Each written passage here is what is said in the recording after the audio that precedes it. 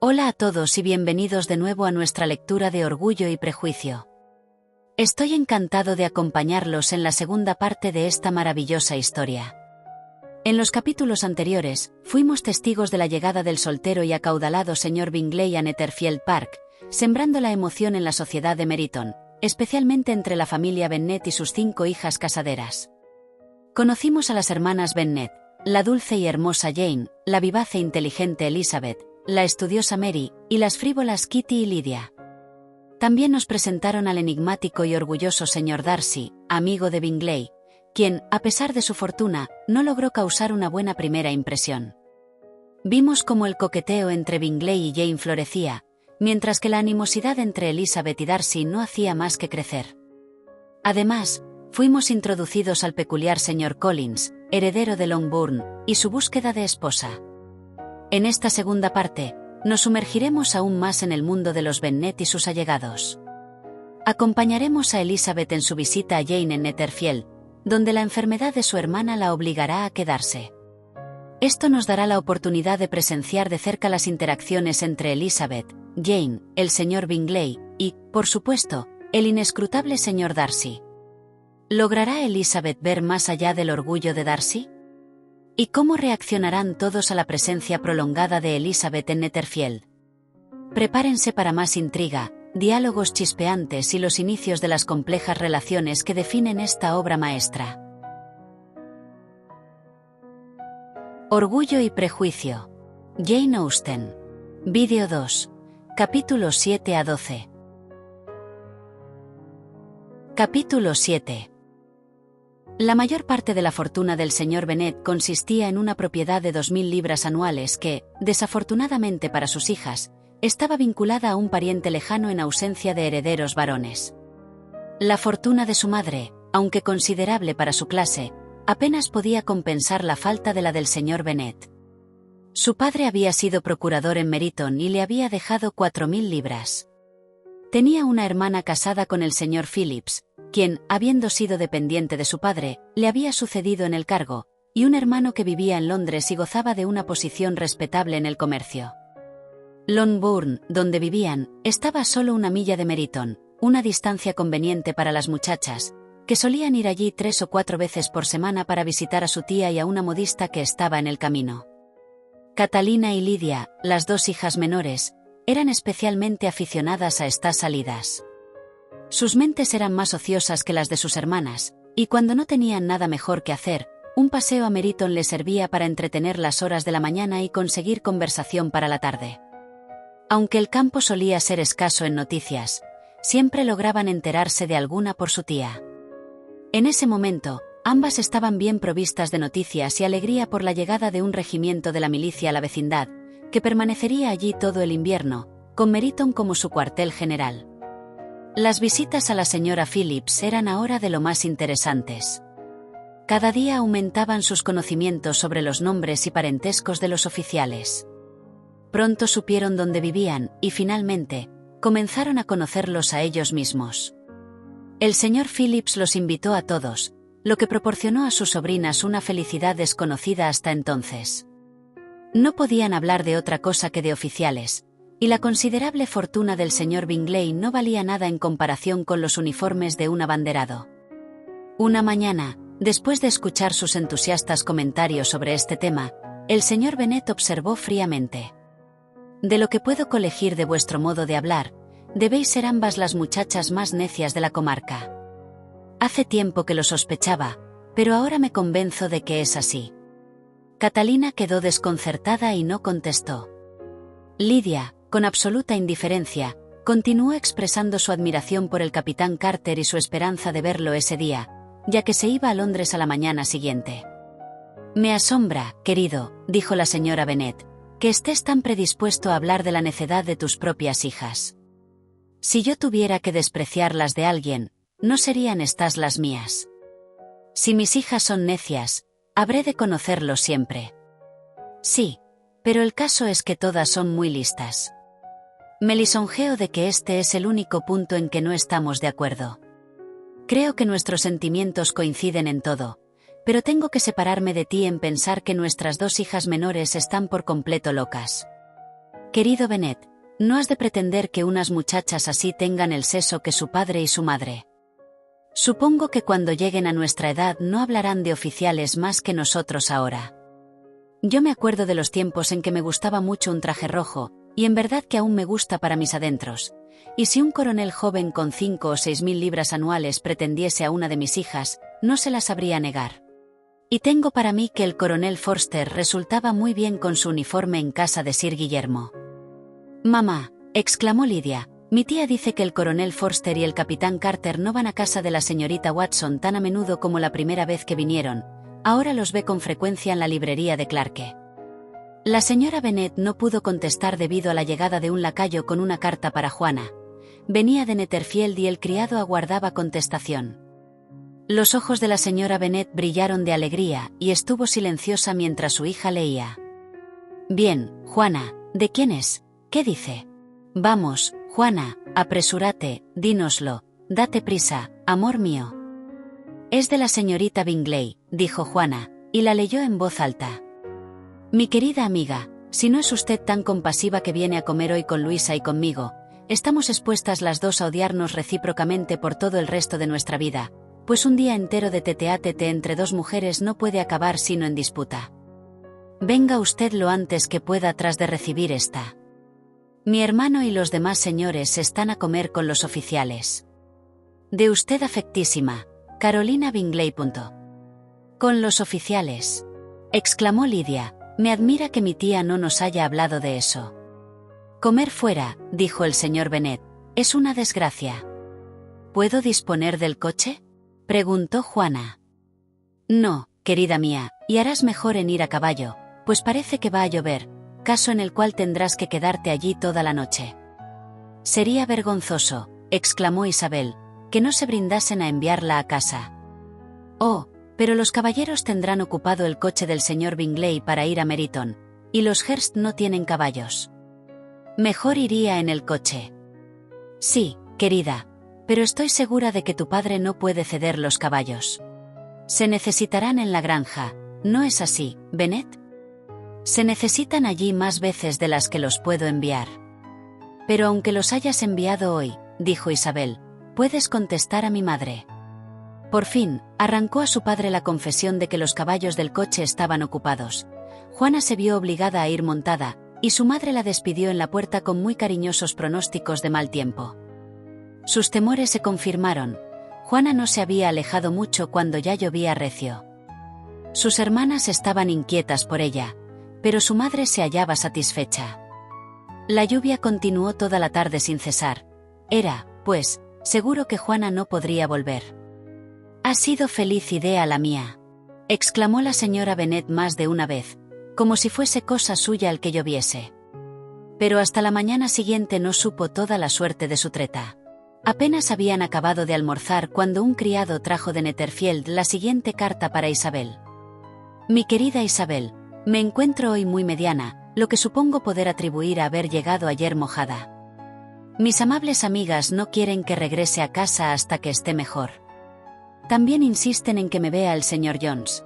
Así, que no os alarméis si sabéis que ha estado a visitarme, pues, excepto notar la garganta resentida y dolor de cabeza, no tengo nada. Tú, etcétera.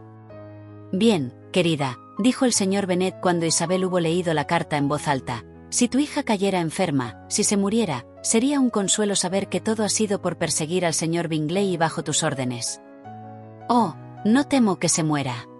No se muere la gente de enfriamientos insignificantes. Buen cuidado tendrá de no morirse. Mientras esté allí, bien irá la cosa. Yo iría a verla si tuviera el coche. Isabel, que realmente estaba inquieta, se determinó a ir allí aún sin tener coche, y como no montaba a caballo, su único recurso era ir a pie. Declaró su resolución. ¿Cómo puedes ser tan necia?, exclamó su madre, que pienses en eso con semejante barro. No se te podrá mirar cuando llegues allá. Estaré muy bien para ver a Juana, que es cuanto necesito. ¿Es eso, Isabel, una insinuación para que envíe por los caballos? No, por cierto. No pretendo ahorrarme el paseo.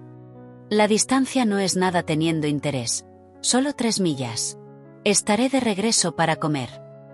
Admiro lo activa que es tu benevolencia, observó María, mas todo impulso del sentimiento ha de ser dirigido por la razón, y en opinión mía, el esfuerzo debe ser proporcionado a lo que se pretende. Iremos hasta Meryton contigo, dijeron Catalina y Lidia. Isabel aceptó su compañía y las tres jóvenes salieron juntas. Sí, vamos a prisa, dijo Lidia mientras caminaban. ¿Acaso veamos algún momento al capitán Carter antes de que se marche? En Meryton se separaron. Las dos menores se dirigieron a casa de la esposa de uno de los oficiales, e Isabel continuó sola su paseo, atravesando tranquila campo tras campo y saltando sobre vallas y lodazales con impaciente viveza hasta encontrarse a la postre a vista de la casa, fatigada, con las medias mojadas y el rostro encendido por el ejercicio.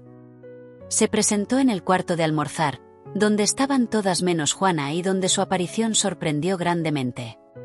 Que hubiera caminado 3 millas tan temprano, con tiempo tan húmedo y sola era casi increíble para la señora Hurst y la señorita Bingley, e Isabel notó que la menospreciaban por ello. Fue no obstante recibida por todas con mucha cortesía, y en los modales de Bingley percibió algo más que galantería, había buen humor y amabilidad. Darcy habló poco, y el señor Hurst, nada en absoluto. El primero fluctuaba entre admirar la brillantez que el ejercicio había comunicado al tinte de Isabel y dudar de si el motivo justificaba que viniese sola desde tan lejos. El último solo pensaba en su almuerzo. Sus preguntas acerca de su hermana no fueron contestadas muy favorablemente. Juana había dormido mal, y aunque levantada, tenía bastante fiebre y no se encontraba suficientemente bien para salir de su habitación. Isabel se alegró de que se la condujese al punto a su lado, y Juana, que solo se había contenido por miedo de alarmar o de pecar de inconveniente expresando en su esquela lo que anhelaba esa visita, alegróse también de su entrada. No estaba, con todo, para mucha conversación, y cuando la señorita Bingley las dejó solas dijo pocas cosas, excepto expresiones de gratitud por la extraordinaria amabilidad con que se la trataba. Isabel la asistió en silencio. Cuando acabó el almuerzo se les unieron las hermanas, y a Isabel misma comenzaron a gustarle al ver el mucho afecto y la solicitud que mostraban por Juana. El médico vino, y tras examinar a la paciente, dijo, como puede suponerse, que había pescado un fuerte enfriamiento y que debían esforzarse en curarlo, le prescribió que volviese a la cama y algunas pociones. Lo prescrito se cumplió inmediatamente, pues los síntomas de fiebre aumentaban y la cabeza le dolía mucho. Isabel no abandonó la estancia ni por un momento, ni las otras señoras estuvieron ausentes mucho rato. Los caballeros salieron de casa, pues, en efecto, nada tenían que hacer en ningún sitio. Cuando sonaron las 3, Isabel comprendió que debía marcharse, y, muy contra su deseo, lo manifestó así. La señorita Bingley le ofreció el coche, y solo aguardaba aquella ver algo de insistencia para aceptarlo, cuando Juana exteriorizó tal pesar al separarse de ella, que la señorita Bingley se vio obligada a trocar su ofrecimiento de coche por una invitación a quedarse en Netherfield por el momento. Isabel aceptó muy agradecida, y se despachó un criado a Longbourn para notificar a la familia la situación y traer alguna provisión de ropas. Capítulo 8. A las 5, las dos señoras de la casa se fueron a vestir, y a las 5:30, Isabel fue llamada para cenar. A las corteses preguntas que le dirigieron, en las que tuvo la satisfacción de entrever la extrema solicitud de Bingley, no pudo responder favorablemente. Juana no estaba mejor de ningún modo. Al oír esto, las hermanas repitieron 3 o 4 veces lo mucho que les apenaba, cuán tremendo era tener un mal resfriado y cuán excesivamente les molestaba verse enfermas, tras lo cual ya no pensaron en eso. Así, su indiferencia para con Juana cuando no la tenían delante reavivó en Isabel su primitivo desagrado por ellas. El hermano era en verdad el único a quien podía mirar con complacencia. Su interés por Juana era patente, y sus atenciones para con ella misma le eran muy gratas, pues le impedían considerarse como intrusa, como creíase tenida por los demás. Escasa fue la conversación que recibió fuera de la de Bingley. La hermana soltera de este estaba dedicada a Darcy, la otra, poco menos, y en cuanto al señor Hurst, junto al cual estaba sentada Isabel, era hombre indolente que solo vivía para comer, beber y jugar a las cartas, y que cuando supo que ella prefería un plato sencillo a un ragout, ya no tuvo nada que decirle. Al acabarse la comida, Isabel volvió directamente a donde Juana estaba, y la señorita Bingley, la hermana soltera, comenzó a criticarla en cuanto salió de la estancia. De sus modales dijo que eran muy malos, mezcla de orgullo e impertinencia. No tenía conversación, ni estilo, ni gusto, ni hermosura. La señora Hearst pensaba lo mismo y añadió: no tiene, en suma, nada recomendable, sino ser excelente danzarina. No olvidaré jamás su aparición esta mañana. Realmente parecía medio salvaje. Muy cierto que lo parecía, Luisa. Apenas pude contenerme. Qué necedad, después de todo, el venir aquí. ¿A qué correr por el campo porque su hermana tuviese un resfriado? Traía el cabello tan desordenado, tan revuelto. Sí, ¿y la enagua? Supongo que vería su enagua, con 6 pulgadas de barro, y el vestido, que debía cubrirla, sin desempeñar su oficio. Usted se fijó, señor Darcy, dijo la señorita Bingley, y supongo que no desearía usted ver que su hermana daba un espectáculo por el estilo. Cierto que no. Andar 3 millas, o 4, o 5, o las que sean, pisando barro y sola. Completamente sola. ¿En qué estaría pensando? Me parece que eso revela una detestable especie de independencia y gran indiferencia por el decoro, propia de gente baja. Con ello mostraba afecto hacia su hermana, que es cosa muy hermosa, dijo Bingley. Temo, señor Darcy, observó la señorita Bingley a media voz, que esta aventura haya disminuido la admiración de usted por sus bellos ojos. De ningún modo, replicó él, estaban abrillantados por el ejercicio. Siguió a esta frase una corta pausa, y la señora de Hearst comenzó de nuevo. Siento gran interés por Juana, que es en realidad una muchacha dulce, y desearía de todo mi corazón que se colocase bien. Pero con semejante padre y semejante madre y parientes de tan baja esfera, temo que no sea fácil. Creo haber oído a usted que su tío es procurador en Meryton. Sí, y tiene otro que vive cerca de Cheapside. Magnífico, exclamó su hermana, y ambas se rieron a rienda suelta. Aunque tengan suficientes tíos para llenar Cheapside, exclamó Bingley, eso no las hará menos agradables. Pero les disminuirá las probabilidades de casarse con hombres de alguna consideración en el mundo, replicó Darcy. A eso no contestó Bingley, pero sus hermanas asintieron de corazón y se regocijaron por algún tiempo a expensas de las vulgares relaciones de su querida amiga. Sin embargo, abandonando el comedor, comparecieron con renovada ternura en el cuarto de la enferma, sentándose allí hasta que fueron llamadas para el café. Juana estaba muy indispuesta, e Isabel no quiso de ningún modo abandonarla hasta muy avanzada la velada, cuando tuvo el consuelo de verla dormida y cuando, más bien que grato, le pareció obligado el bajar. Al entrar en el salón halló a todos jugando a los naipes y la invitaron a unirse a ellos. Mas, sospechando que jugarían fuerte, rehusó, y tomando por excusa a su hermana, dijo que se entretendría sola con un libro el poco tiempo que pudiera estar abajo. El señor Hearst la miró con asombro. «¿Prefiere usted la lectura a los naipes?», díjole, «es bien singular». La señorita Isabel Bennet, dijo la de Bingley, «desprecia las cartas. Es gran lectora, y no encuentra placer en otra cosa». «No merezco ni esa alabanza ni aquella censura», exclamó Isabel, «no soy gran lectora, y encuentro placer en otras muchas cosas». «Estoy seguro de que lo haya usted en cuidar a su hermana», dijo Bingley, «y espero que ese placer se aumentará al verla por completo bien». Isabel agradeció esto muy de veras, y se dirigió a una mesa donde había libros. Aquel al punto se ofreció para ir a buscar otros, cuantos diese de sí su biblioteca. «Y aún desearía que mi colección fuera mayor, en beneficio de usted y crédito propio. Pero soy un perezoso, y aunque no tengo muchos, tengo más de los que he leído». Isabel le aseguró que podía pasarse muy bien con los del salón. «Me admira», dijo la señorita de Bingley, «que mi padre dejara tan escaso número de libros». «Qué deliciosa biblioteca posee usted en Pemberley, señor Darcy». «Debe de ser buena», repuso este, «ha sido obra de muchas generaciones. Y además usted la ha aumentado mucho, siempre está usted comprando libros». «No comprendo el abandono de una biblioteca de familia en estos tiempos». «Abandono. Bien segura estoy de que no abandona usted nada que pueda añadir belleza a aquella morada ilustre. Carlos, cuando edifiques una casa querría yo que fuese la mitad de deliciosa que Pemberley». «Así lo deseo también. Y aún te recomendaría que hicieses la adquisición en aquella vecindad y que tomases a Pemberley como una especie de modelo. No hay en Inglaterra más bello condado que el de Derby. Con el mayor gusto, y adquiriré el mismo Pemberley si Darcy me lo vende. Hablo de lo que está en lo posible, Carlos.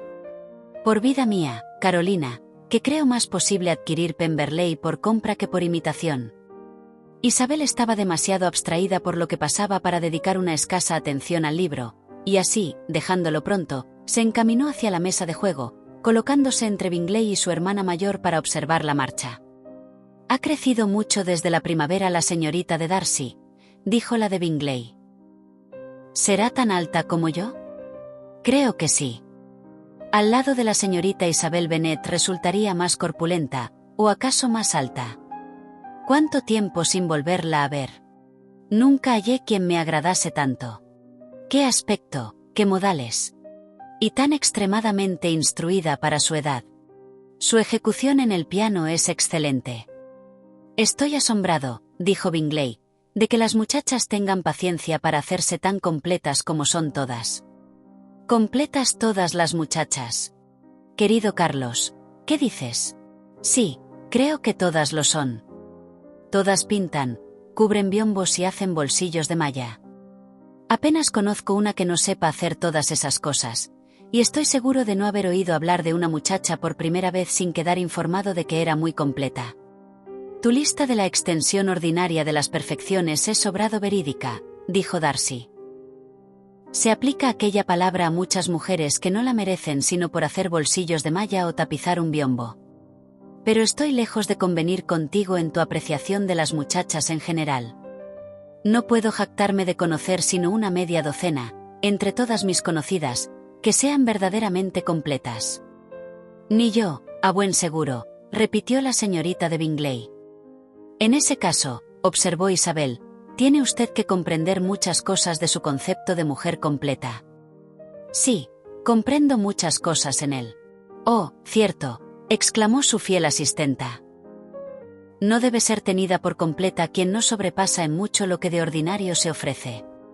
Una mujer debe tener cabal conocimiento de la música, del canto, del dibujo, del baile y de las lenguas modernas para merecer aquel dictado. Y además de todo eso, ha de poseer algo indecible en su aire, en su modo de andar, en el tono de su voz, en su trato y en sus expresiones. De otro modo, la calificación no la merecerá sino a medias. Todo eso debe poseer», añadió Darcy, «y a todo ello hay que sumar algo más substancial con el desarrollo de su inteligencia por medio de abundante lectura. No me extraña ya que solo conozca usted 6 mujeres completas. Antes bien me admira que conozca usted alguna. ¿Tan severa es usted con su propio sexo que dude usted de la posibilidad de todo aquello? Yo jamás he visto una mujer así, nunca tal capacidad, gusto, aplicación y elegancia como usted dice». Tanto la señora de Hurst como la señorita de Bingley protestaron contra la injusticia de su desconfianza, y estaban asegurando que conocían muchas mujeres que correspondían al tipo referido, cuando el señor Hurst las llamó al orden, lamentándose con amargura de que desatendiesen lo que estaban haciendo. Como con eso se terminó la conversación, Isabel abandonó la sala poco después. «Isabel Bennet», dijo la señorita de Bingley cuando se cerró la puerta tras aquella, «es una de esas muchachas que tratan de recomendarse al otro sexo rebajando el suyo propio. Y estoy por decir que con muchos hombres se obtiene buen éxito con ese sistema. Mas, en mi sentir, eso es una treta mezquina, de baja estofa». «Sin duda», replicó Darcy, a quien la observación iba principalmente dirigida, «es la más ruin de cuantas artes se dignan emplear las damas para cautivar. Cuanto semeja artificio es despreciable». La señorita de Bingley no quedó suficientemente satisfecha con la contestación para proseguir la materia. Isabel volvió a ellos de nuevo solo para decirles que su hermana estaba peor y que no podía abandonarla. Bingley insistió en que se llamase al señor Jones al punto, mientras que sus hermanas, convencidas de la escasa utilidad de la asistencia médica del campo, recomendaron enviar un propio a la capital en busca de uno de los más eminentes doctores. Isabel no quería ni oír hablar de esto último, pero no se oponía a que se siguiese la indicación del hermano. Y así, se acordó que se enviase a buscar al señor Jones a la mañana siguiente si Juana no estaba resueltamente mejor. Bingley se encontraba en absoluto desconsolado, sus hermanas manifestaban su sentimiento. Mas éstas acallaron su pesadumbre con unos duetos que siguieron a la cena, al paso que aquel no halló mejor alivio a su pesar sino dar órdenes a su mayordomo de que se dispensasen todas las atenciones posibles a la enferma y a su hermana. Capítulo 9. Isabel pasó lo más de la noche en la alcoba de su hermana, y a la mañana experimentó la satisfacción de poder contestar con buenas noticias a las preguntas que muy temprano recibió de Bingley por conducto de una sirvienta, y poco después, de las dos elegantes señoras de compañía de sus hermanas. A pesar de la mejoría, pidió que se enviase a Longbourn una esquela, pues deseaba que su madre visitase a Juana y formase juicio de su estado.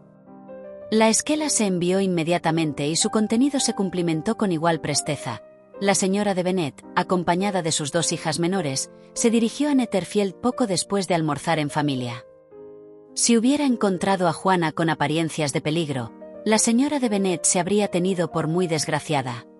Pero en cuanto se satisfizo viendo que la enfermedad no era alarmante, no abrigó deseos de que su hija se repusiese pronto, ya que su restablecimiento la tendría que alejar de Netherfield. Por esa razón no quiso dar oídos a la proposición de su hija de ser trasladada a su casa, lo cual, por otra parte, el médico, que llegó al propio tiempo, no lo juzgaba recomendable. Cuando, tras de permanecer un rato con Juana, se les presentó la señorita de Bingley y las invitó a pasar donde estaba la familia, la madre y las tres hijas se entretuvieron con ella en el cuarto de almorzar. Bingley la saludó, suponiendo que la señora de Bennet no había hallado a su hija tan mal como esperaba. «Sí que la he hallado así», fue su respuesta. «Está demasiado mal para que se la traslade. El señor Jones dice que no debemos pensar en moverla. Tenemos que abusar aún más de la bondad de usted». «¿Moverla?», exclamó Bingley. «No hay que soñar en eso. Bien seguro estoy de que mi hermana no quiere tampoco ni oír hablar de su traslado. Puede usted contar», dijo ésta con fría solemnidad, «con que Juana tendrá toda la asistencia posible mientras permanezca con nosotros». La señora de Bennet se extendió en frases de reconocimiento. «Estoy convencida», añadió, «de que si no hubiera sido por tan buenos amigos, no sé qué habría sido de ella, que se siente mal de veras y sufre mucho. Aunque, eso sí, con la mayor paciencia del mundo, como hace siempre, porque tiene el temperamento más dulce que conozco. Muchas veces les digo a mis otras hijas que no valen nada a su lado. Tiene usted aquí, señor Bingley, una linda habitación con encantadoras vistas sobre la Alameda. No recuerdo en el país un sitio que se pueda comparar con Netherfield. Supongo que no pensará usted en abandonarlo de pronto, aunque no tenga sino corto arriendo». «Todo cuanto hago lo hago de pronto», replicó él, «y por eso, si alguna vez me decido a dejar Netherfield, me marcharé probablemente en 5 minutos. Pero por ahora me considero como fijado aquí». «Eso es exactamente lo que habría yo supuesto de usted», dijo Isabel. «Empieza usted, pues, a conocerme, ¿no es así?», exclamó él dirigiéndose a ella. «Oh, sí, le conozco a usted perfectamente. Querría tomar eso como un cumplido, pero temo que sea una desdicha el ser conocido tan a fondo. Según. No hay que sentar que un carácter difícil, intrincado, sea más o menos estimable que uno como el de usted». «Isabel», exclamó su madre, «recuerda dónde estás y no te propases, como estás acostumbrada a hacer en casa». «No había conocido hasta ahora», continuó seguidamente Bingley, «que fuera usted aficionada a estudiar caracteres. Debe de ser estudio entretenido». «Sí, pero los caracteres intrincados son los que más divierten. Por lo menos, tienen esa ventaja». «El campo», dijo Darcy, «debe de ofrecer poca materia para semejante estudio. En la vecindad del campo se mueve uno en una sociedad limitada y constante. Pero la gente varía tanto que siempre hay algo nuevo que observar en ella». «Cierto», exclamó la señora de Bennet, ofendida por la manera de hablar de las vecindades del campo. «Le aseguro a usted que hay tanto de eso en el campo como en la ciudad».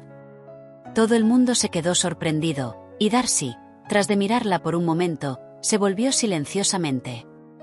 La señora de Bennet, que imaginó haber obtenido completa victoria, continuó, diciendo triunfante: «Por mi parte, no creo que Londres lleve ninguna ventaja al campo, fuera de las tiendas y los sitios públicos. El campo es mucho más grato. ¿No es así, señor Bingley? Cuando estoy en el campo, contestó este, nunca deseo dejarlo, y cuando me hallo en la capital me sucede lo propio. Cada una de esas cosas tiene sus ventajas, y puedo ser por igual feliz en cualquiera. Ah, eso es porque usted posee buen humor, pero aquel caballero, dijo mirando a Darcy, parece que opina que el campo no vale nada. Estás muy equivocada, mamá, dijo Isabel, sonrojada por causa de su madre. No entiendes nada al señor Darcy. Solo afirma que no hay en el campo tanta variedad de gentes como en la ciudad, lo cual has de reconocer como evidente. Cierto, querida, nadie ha dicho que la haya, pero en cuanto a no tener aquí muchos vecinos, yo creo que hay pocas vecindades mayores. Recuerdo haber comido con 24 familias. Solo la consideración a Isabel pudo hacer que Bingley se contuviera. Su hermana era menos delicada, y dirigió su mirada a Darcy con expresiva sonrisa.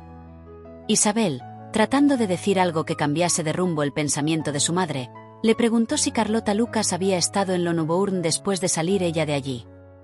Sí, nos visitó ayer con su padre. Qué agradable es Sir Guillermo. ¿No es así, señor Bingley? Siempre tan a la moda, tan complaciente y tan sencillo.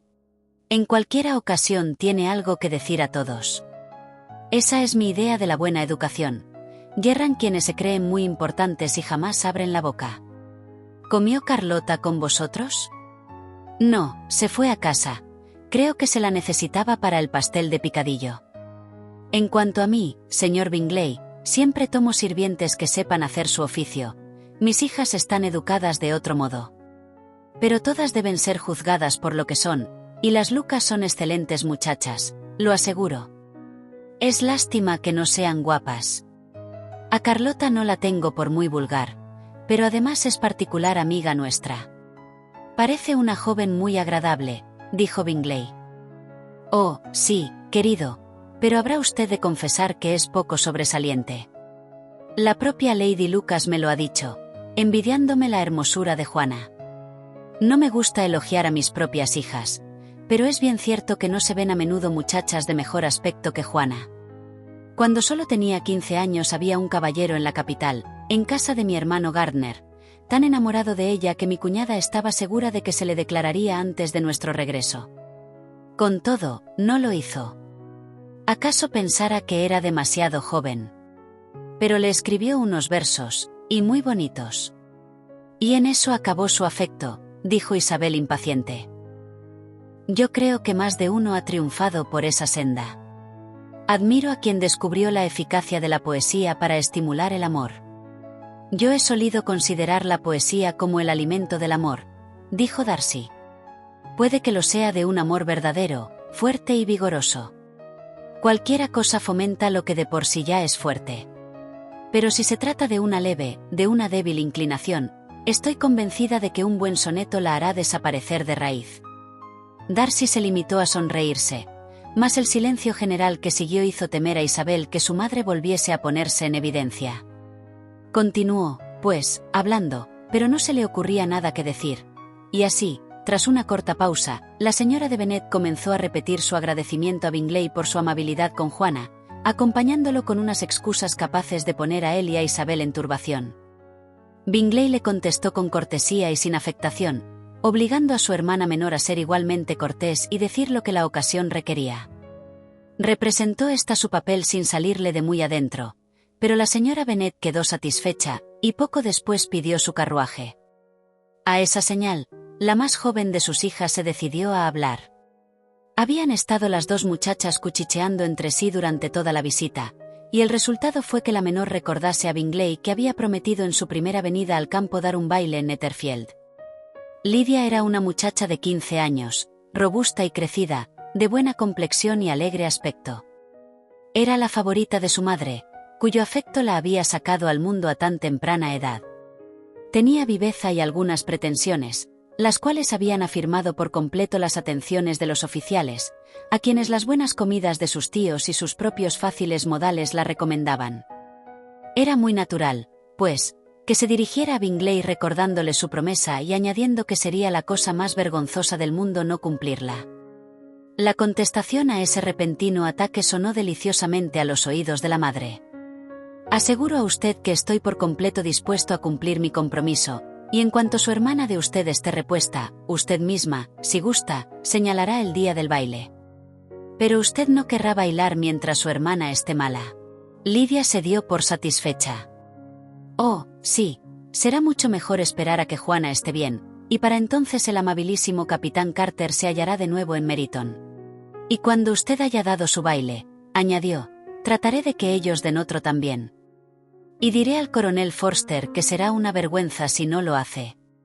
La señora de Bennet y sus hijas se fueron entonces, e Isabel volvió al instante al lado de su hermana, dejando su conducta y la de su familia sujetas a las observaciones de las dos señoras y de Darcy, el último de los cuales, sin embargo, no se pudo decidir a unirse a las censuras relativas a Isabel, a pesar de cuantos chistes hizo la señorita Bingley referentes a sus bellos ojos.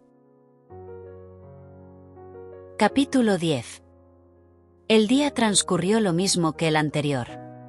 La señora de Hurst y la señorita de Bingley pasaron algunas horas de la mañana con la enferma, que continuaba mejorando, aunque con lentitud, y por la tarde Isabel se reunió con ellas en el salón.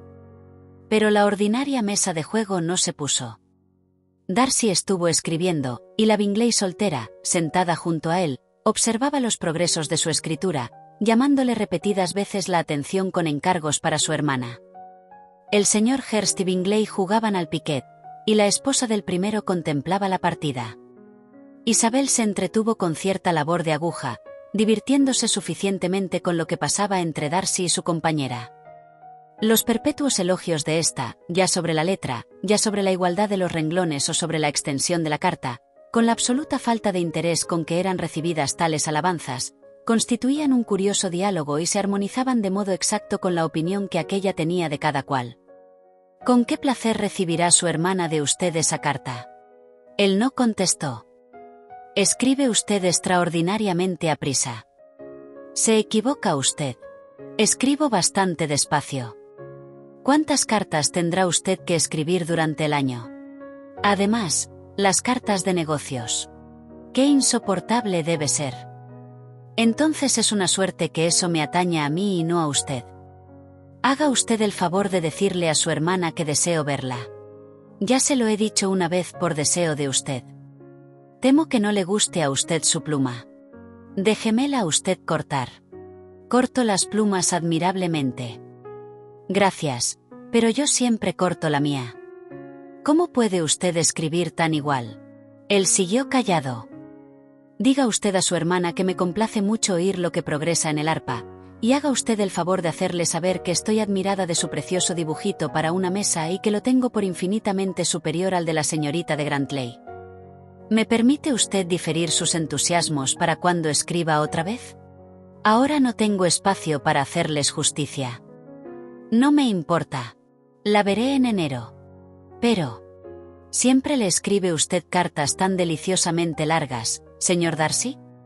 Por lo general son largas, mas si son siempre deliciosas no es cosa que yo pueda determinar. Es para mí regla invariable que quien sabe escribir con facilidad una carta larga no puede escribir mal. Eso no es un cumplido para Darcy, Carolina, interrumpió su hermano, porque no escribe con facilidad. Se fija demasiado en las palabras de 4 sílabas. ¿No es verdad, Darcy? Mi estilo para escribir es muy diverso del tuyo. Vaya, exclamó la señorita Bingley.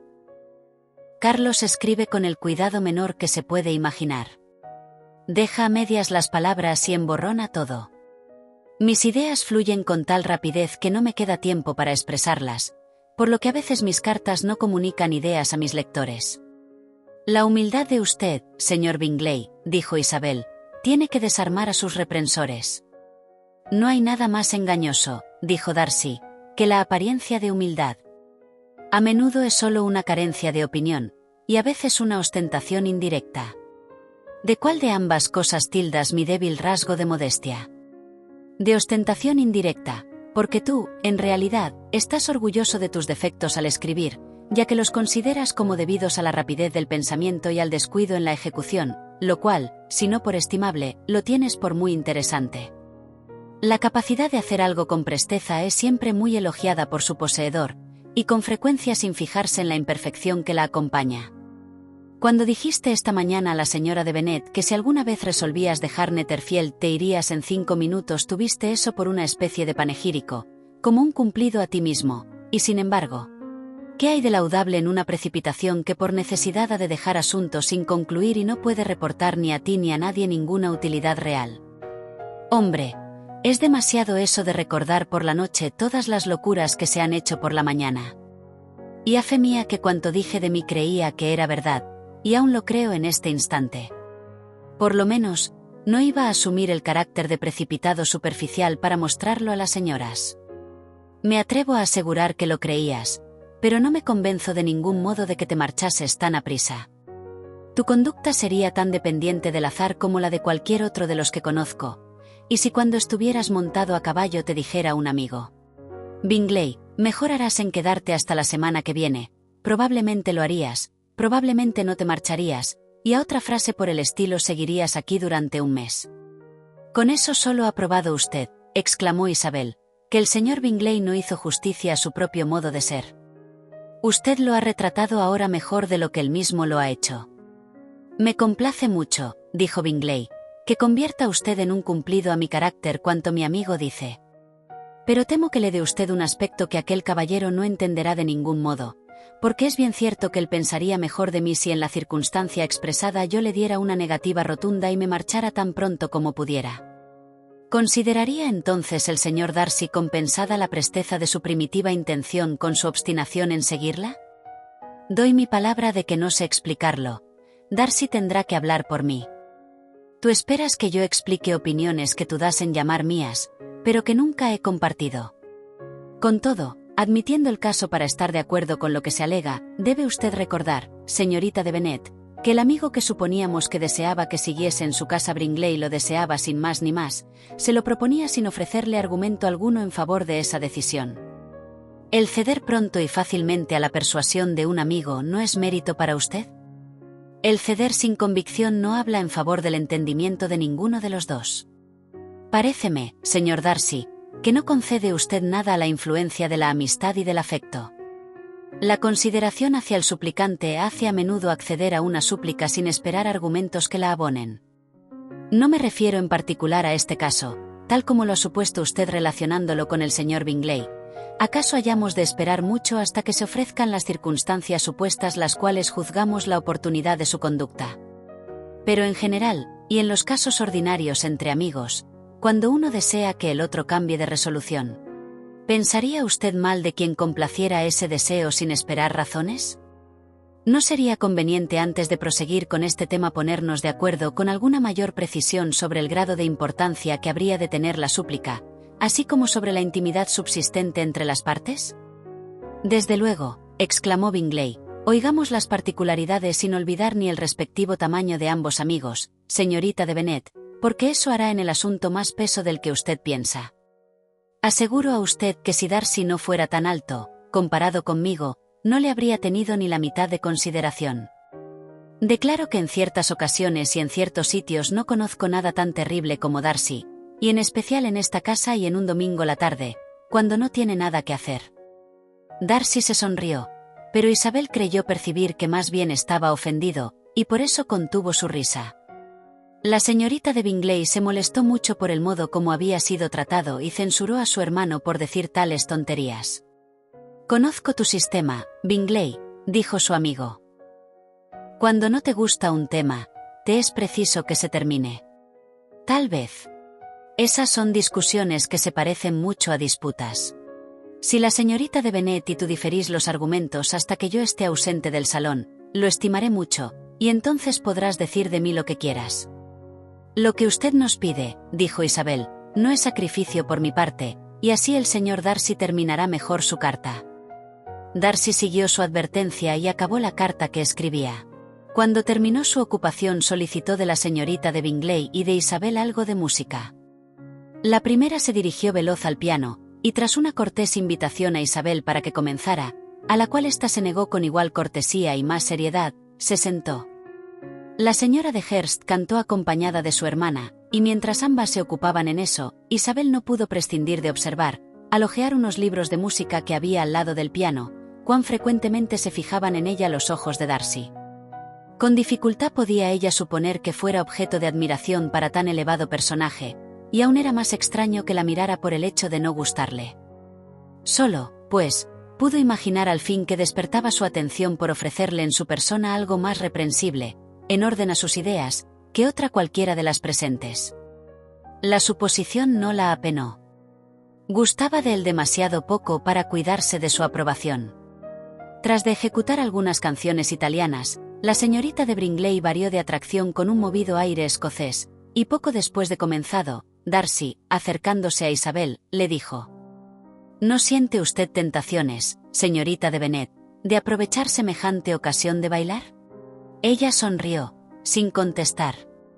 Entonces él repitió la pregunta, como sorprendido de su silencio. «¡Ay!», respondió ella. «Ya le he oído a usted antes, pero no puedo determinar al instante qué debo decirle como contestación. Conozco que usted quiere que diga que sí para gozar del placer de despreciar mi gusto. Mas a mí me agrada siempre impedir tales bochornos y defraudar los desprecios premeditados de una persona. Por eso termino diciendo a usted que no necesito bailar de ningún modo, y ahora, desprécieme usted si se atreve». Cierto que no me atrevo.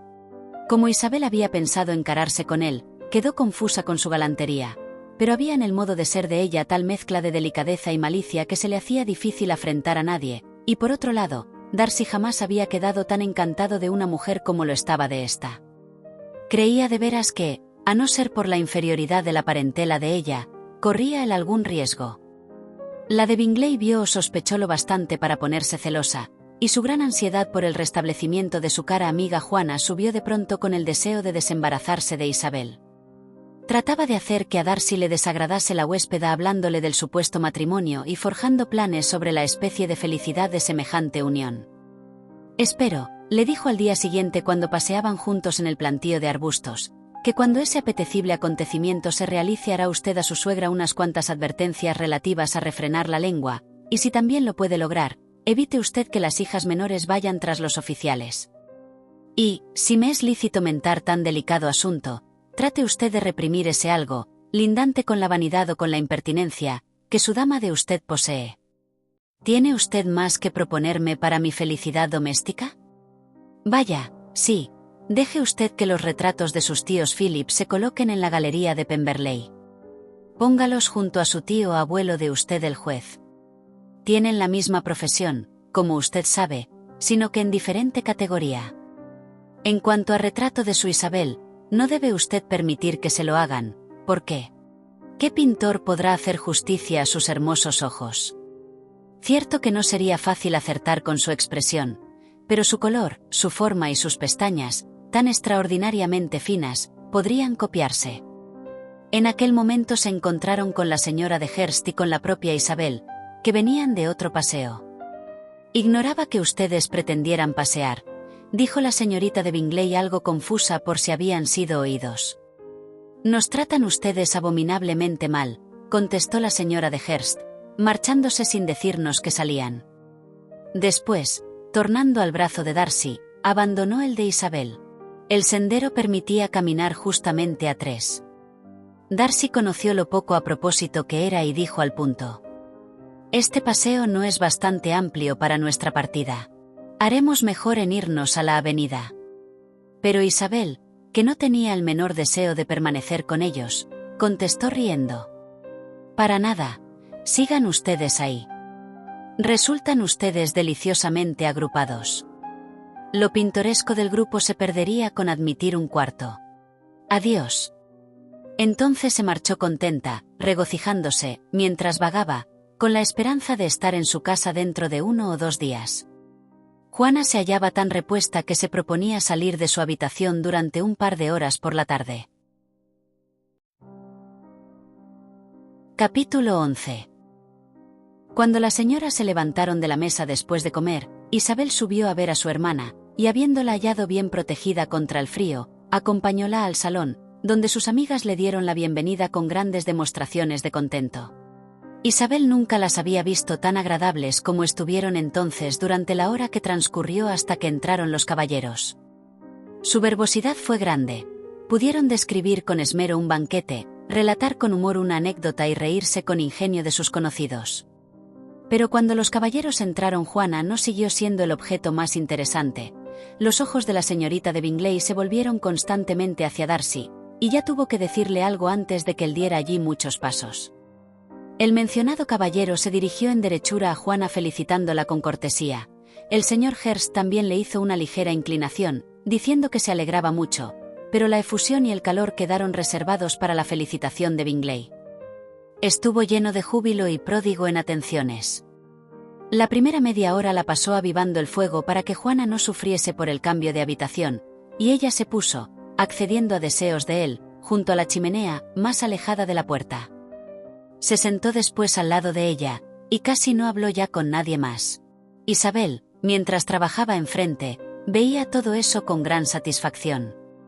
Cuando concluyeron de tomar el té, el señor Hurst recordó a su cuñada la mesa de juego, pero en vano. Había conocido bien que a Darcy no le gustaban las cartas, y el señor Hurst vio pronto rechazada hasta su clara petición. Aseguróle aquella que nadie pensaba en jugar, y el silencio general sobre ese punto pareció justificarla.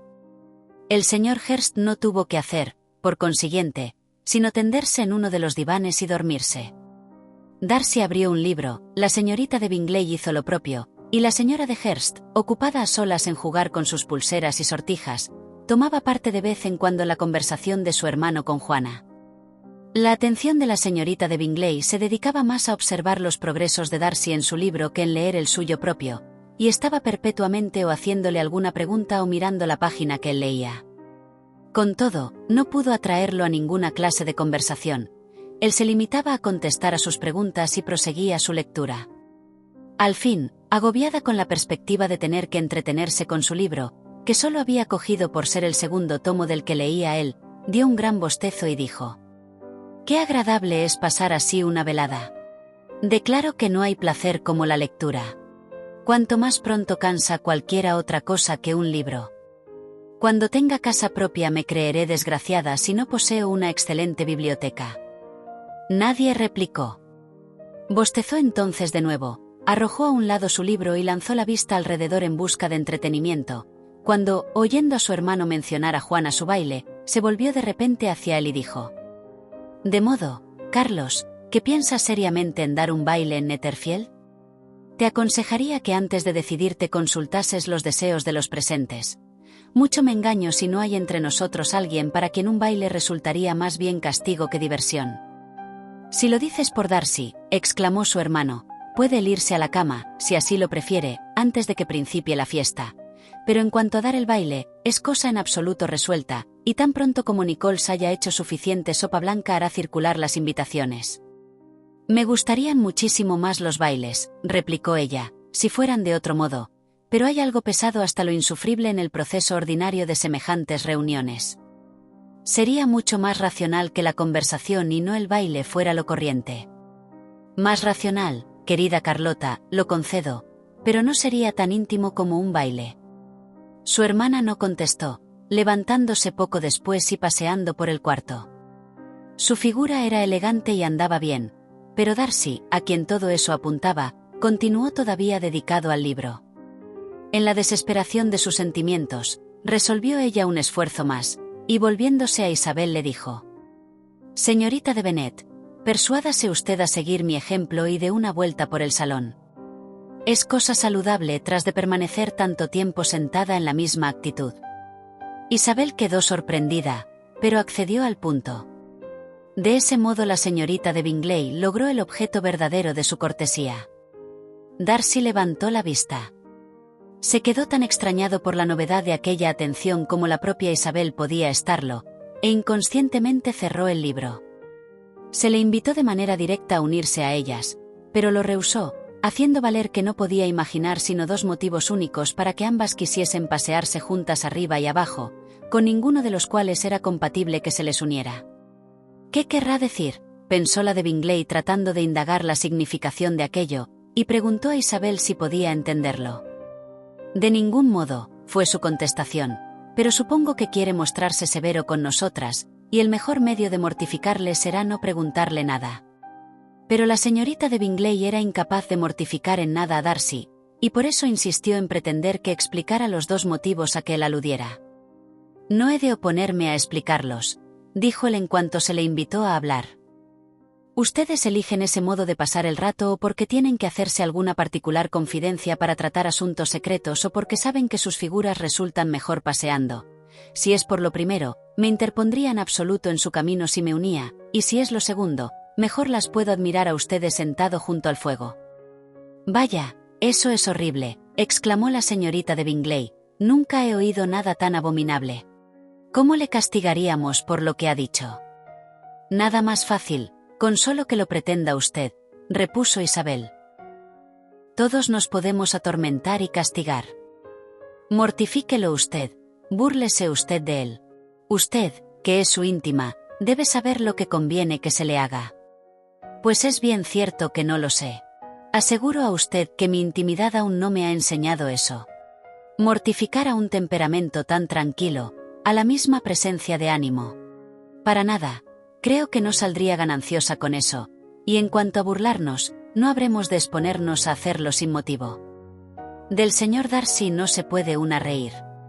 «¿Que no se puede una reír del señor Darcy?», exclamó Isabel. «Es una ventaja singular, y espero que singular siga siendo, porque sería gran desdicha para mí tener muchos conocidos así. Me gusta mucho reírme». «La señorita de Bingley», dijo él, «me ha concedido más importancia de la que merezco. El más sabio y el mejor de los hombres, mejor dicho, la más sabia y mejor de las acciones puede tornarse ridícula a los ojos de una persona cuyo primer anhelo de la vida sea la risa». «Cierto», replicó Isabel, «que hay gentes así, pero supongo que no soy de ellas. Creo que jamás ridiculizo lo que es cuerdo y bueno. Locuras y necedades, antojos e inconveniencias son lo que me divierte, y de esas cosas me burlo siempre que puedo. Pero de las tales es precisamente, así lo supongo, de lo que usted carece. ¿Acaso no sea eso posible a todos? Pero el estudio de mi vida ha sido huir de semejantes debilidades, que a menudo exponen al ridículo a un buen entendimiento. Como la vanidad y el orgullo. Sin duda, la vanidad es en efecto una debilidad. Pero en cuanto al orgullo, donde se de verdadera alteza de entendimiento estará siempre bien regulado». Isabel volvió de nuevo a ocultar una sonrisa. «Supongo que habrá usted concluido de examinar al señor Darcy», dijo la de Bingley, «y suplico a usted que me diga qué deduce de su examen». «Estoy plenamente convencida de que el señor Darcy no tiene pero. Él mismo lo reconoce a las claras». «No», repuso Darcy, «no he tenido semejante pretensión. Poseo suficientes defectos, mas creo que no proceden del entendimiento. Del temperamento no me atrevo a responder, pero creo que eso importa poco, muy poco, al mundo. No puedo olvidar las locuras y los vicios ajenos tan pronto como debiera, ni sus ofensas a mí.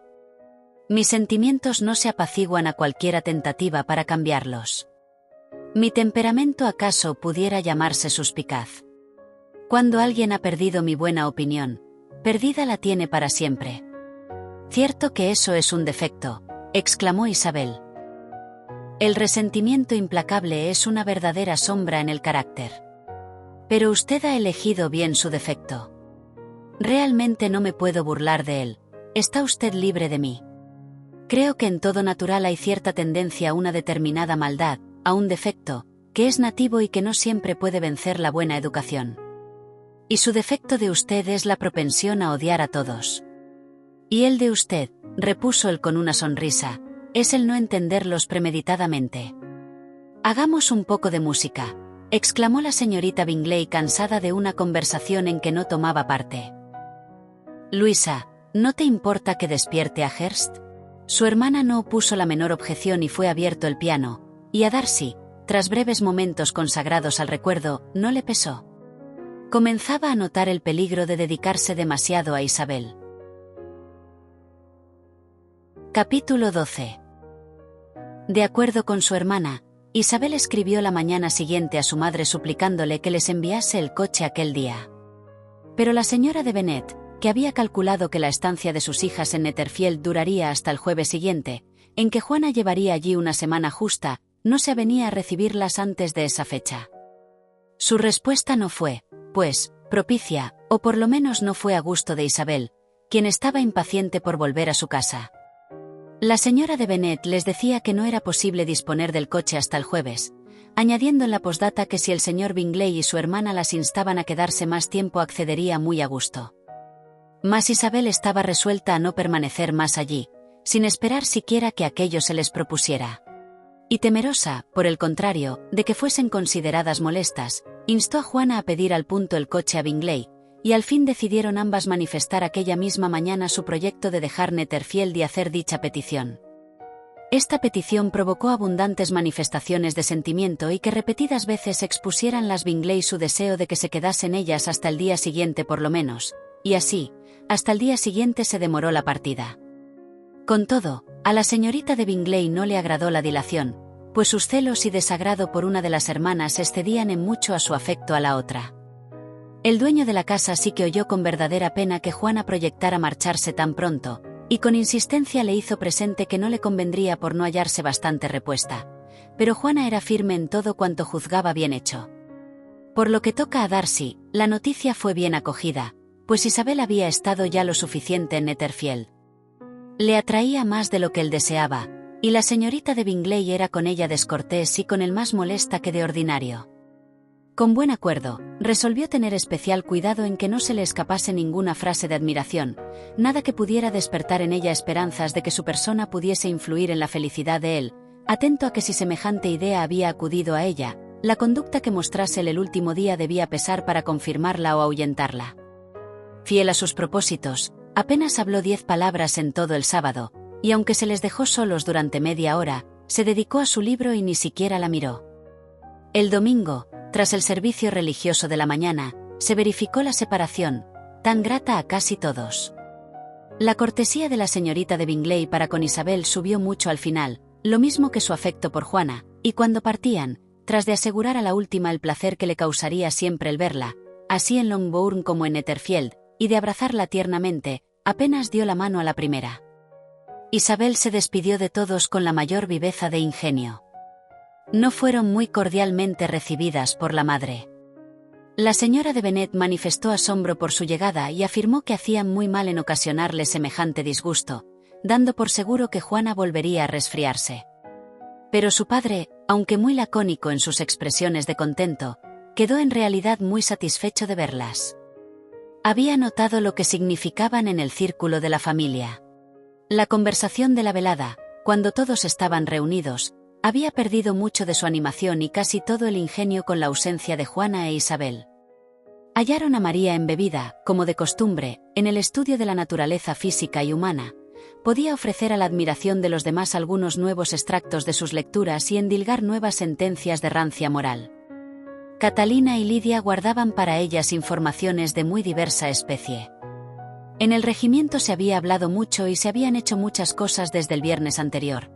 Varios oficiales habían comido recientemente con su tío, había sido azotado un soldado, y en la actualidad se decía que el coronel Forster iba a casarse. Y con eso, llegamos al final de esta segunda entrega de Orgullo y Prejuicio. Espero que hayan disfrutado tanto como yo de la estancia de Elizabeth en Netherfield y de las dinámicas que empiezan a surgir entre nuestros queridos personajes. La tensión entre Elizabeth y Darcy, el florecimiento, o no, del romance de Jane y Bingley, esto apenas comienza. No se pierdan el vídeo 3, donde continuaremos nuestra lectura con los capítulos 13 al 18. Les aseguro que se vienen sorpresas y giros inesperados. Si les gustó este vídeo, no olviden darle un me gusta y, por supuesto, suscribirse al canal para no perderse ninguna de las próximas partes de esta fascinante historia. Sus comentarios y apoyo significan mucho para mí, así que déjenme saber qué les pareció esta sección en la caja de comentarios. Gracias por acompañarme y nos vemos en el próximo capítulo de Orgullo y Prejuicio.